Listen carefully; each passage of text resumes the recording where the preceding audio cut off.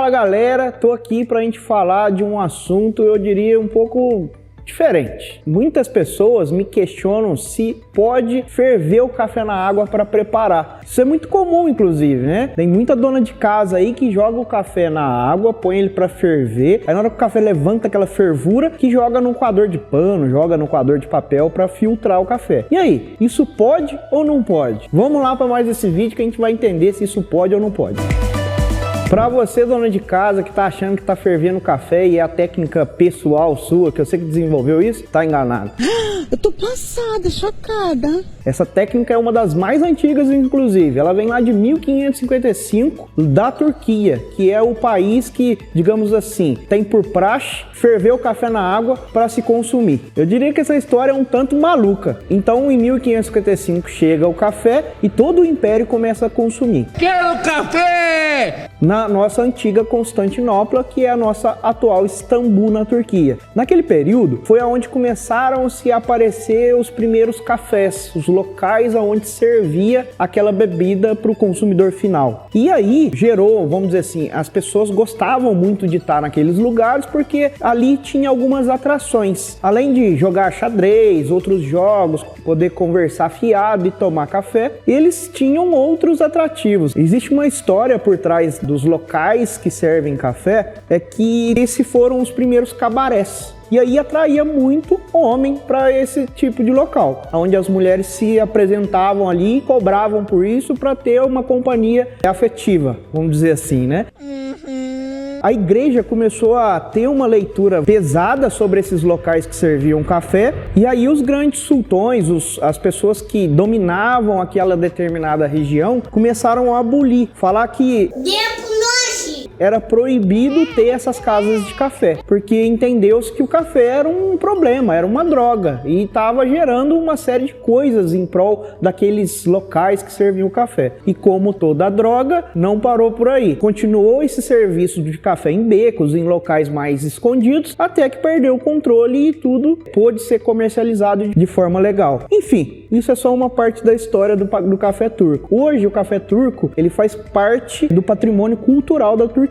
A Unesco, que é o órgão que fiscaliza e mapeia os produtos que têm potencial cultural e de comercialização e de identificação daquele determinado local, ela certificou que essa forma de preparar o café, ela é um patrimônio cultural e intangível da Turquia. Então hoje é muito comum a gente ir em restaurantes, bares e cafeterias na Turquia que servem essa forma de preparo. É exatamente da técnica que a gente faz em casa, às vezes, de ferver o café na água. Então, gente, não tá errado, né? Quem disse que tá errado? É uma forma de preparo diferente que tem os seus pontos fortes e os seus pontos negativos. Pessoal, é importante ressaltar, porque para você que viaja muito, conhece outros países, pode ser que você vá em um outro país e vai ver um método de preparo parecido com esse que a gente vai apresentar aqui para vocês, e nesse país ele é chamado, sei lá, você foi na Grécia e lá eles chamam de café grego. Você foi em um outro país e lá eles dão o nome do país e falam que aquilo ali é dali. Por que aconteceu? Teve um período aí que teve uma guerra de interesses de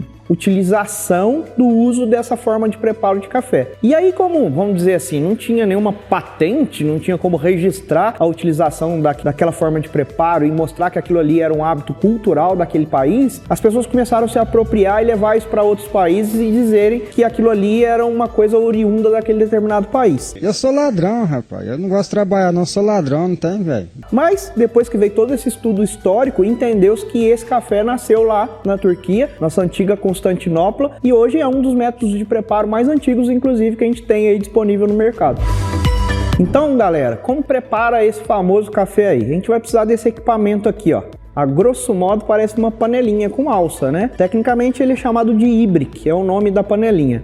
Há algumas histórias também que os índios já usavam essa forma de preparo de café. Eles tinham, digamos assim, uma panela maior com um cabo bem alongado de madeira que eles mesmos faziam, colocavam o café ali em infusão e colocava dentro de uma fogueira. Aqui a gente vai usar uma outra técnica. Essa panelinha você encontra na internet, em várias lojas de utilidade doméstica, não é difícil de achar. Então aqui a gente tem o ibrick, eu vou colocar na balança só para a gente ter uma referência. Não existe, digamos assim, uma receita padrão para café turco. Eu vou usar aquela velha receita que todo barista passa adiante, que é 10 gramas de café para 100 ml de água, tá? Então eu vou usar isso como um padrão, mas lembrando que é muito de gosto a proporção. Um diferencial desse café é o seguinte: a moagem dele, gente, é a mais fina que você conseguir alcançar no seu moedor. Ela tem que estar próxima aí de uma farinha de trigo ou até mesmo de um tal. Então é bem fininho a espessura do café. Para você que ainda não entende muito de moagem, tem um vídeo aí no card, depois é só você clicar lá, a gente tem um vídeo que explica essa variação das moagens aí. Inclusive nos moedores mais modernos, o mais fino do moedor, vocês vão ver que vai estar escrito lá Turk, que é pro café turco. Que demais! Então vamos lá. Colocar aqui meu café no meu Ibrick. Aqui, ó, eu tô utilizando o nosso frutado, né? Porque o café turco, ele já tem como essência de trazer força. E se eu usar um café ainda mais forte, então eu vou conseguir extrair um café bem encorpado, bem, vamos dizer assim, bem potente, tá? Lembrando, teste outros cafés. Pode ser que você vai se surpreender com outros cafés também.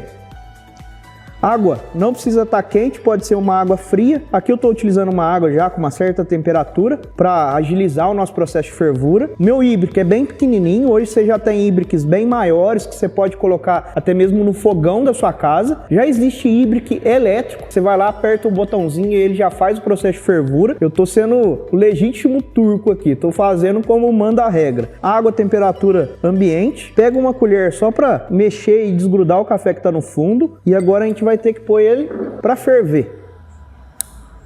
Tem um fogareiro aqui e a gente vai ferver esse café. Às vezes no silêncio da noite eu fico imaginando nós dois. Então aqui, ó, vocês devem estar se perguntando: Gabriel, o calor não vai passar para sua mão? Por incrível que pareça, por mais que seja todo de inox, ele não chega na minha mão. Nossa.